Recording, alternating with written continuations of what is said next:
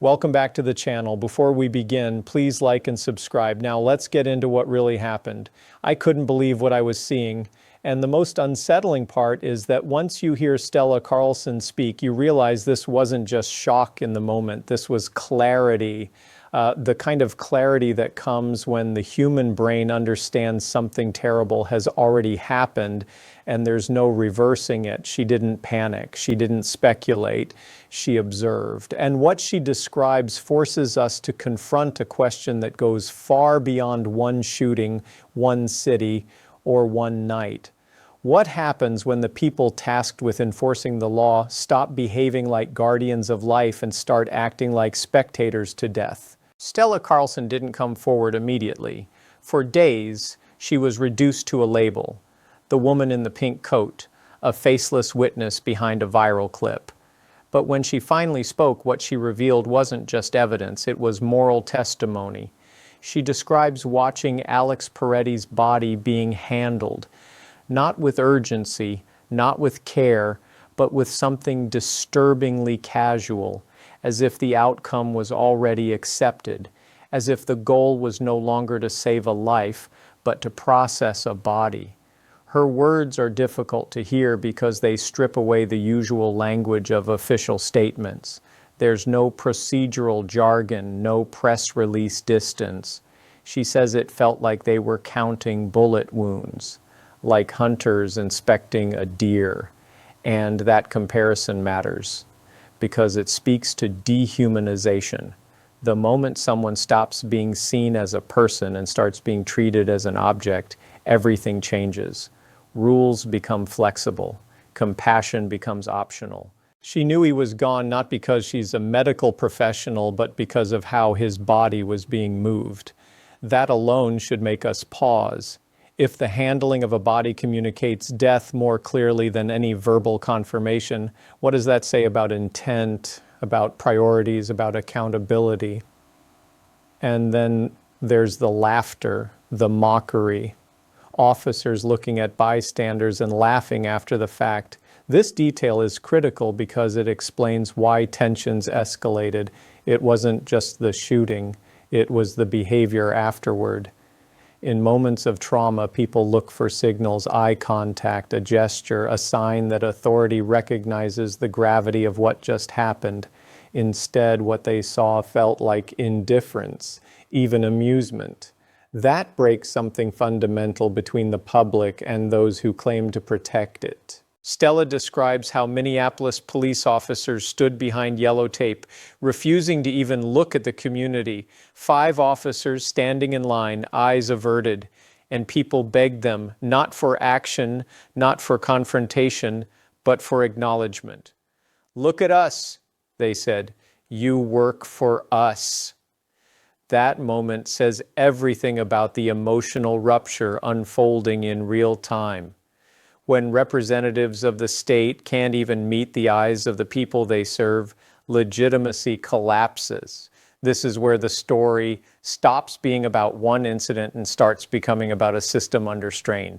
Because what Stella describes isn't chaos, it's paralysis. Local police unable or unwilling to intervene. Federal officers operating with apparent autonomy. Jurisdictional confusion that conveniently leaves no one fully responsible. Everyone's hands are tied, and somehow power still gets exercised with lethal consequences. What makes Stella's testimony so powerful is that she didn't come to protest. She didn't come to confront. She came to document.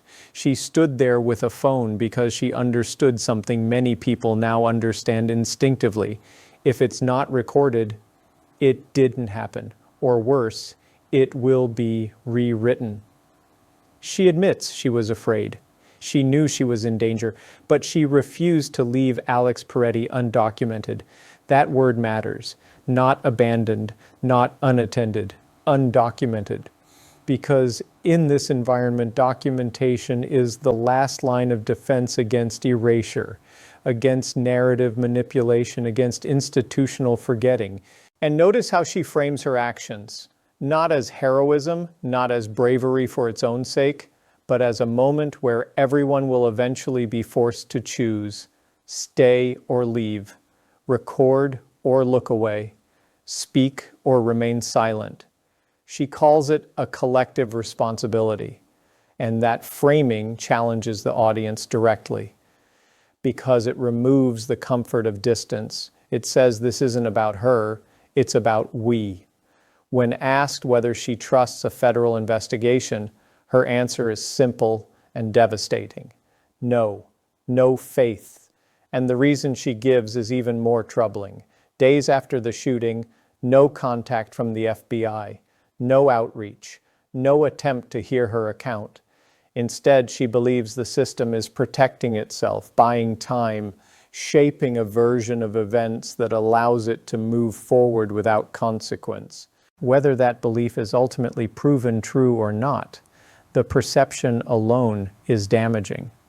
Because legitimacy doesn't just depend on justice being done. It depends on justice being visibly pursued. Silence from federal authorities doesn't read as neutrality. It reads as avoidance.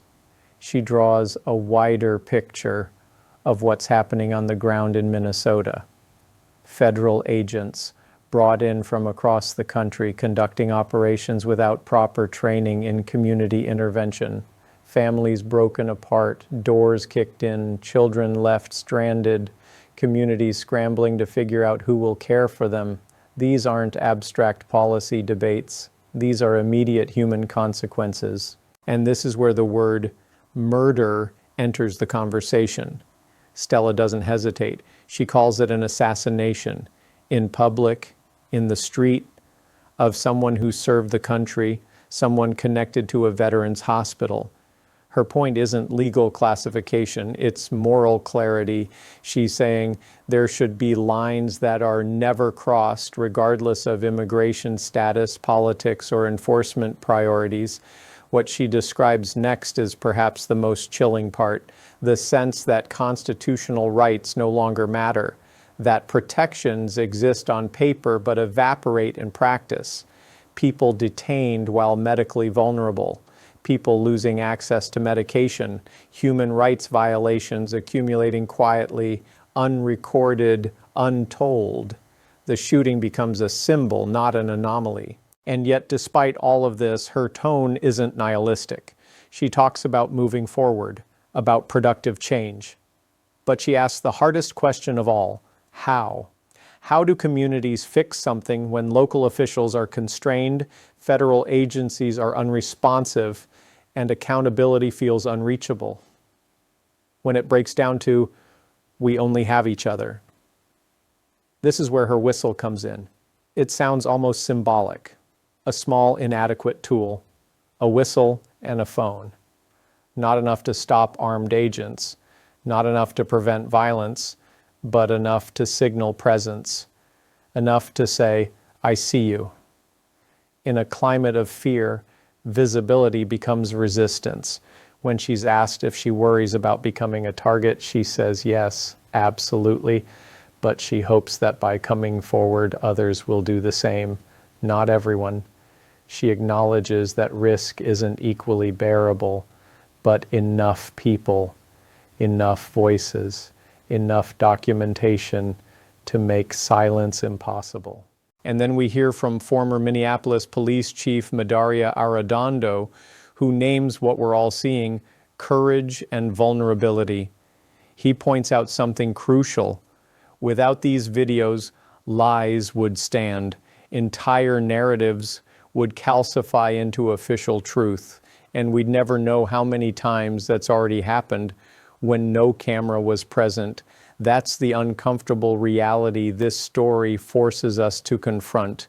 Video hasn't created these incidents, it's revealed them, and every new recording raises the same haunting question. How many versions of history have we accepted simply because there was no footage to contradict them? When the conversation turns to whether leadership changes will matter, the answer is sobering. People expect change. But if tactics don't change, if behavior on the ground doesn't change, nothing else will matter. Announcements without action only deepen cynicism. This entire episode sits at the intersection of power, accountability, and trust. Trust that has been eroded not just by violence, but by the response to it, by the absence of empathy, by the refusal to even look people in the eye. Stella Carlson didn't set out to become a witness to history. She was a children's entertainer, a painter, someone whose daily work is literally about creating joy. And yet she found herself documenting death because the moment demanded it. That contrast alone should unsettle us, because it suggests that ordinary people are being forced into extraordinary roles simply to preserve truth. This story isn't over. Investigations may or may not bring answers. Accountability may or may not follow. But one thing is already clear. The public narrative has changed because someone stayed, recorded, and spoke. And that should matter to anyone who believes that power, unchecked, always drifts toward abuse. The real question now isn't just what happened to Alex Peretti.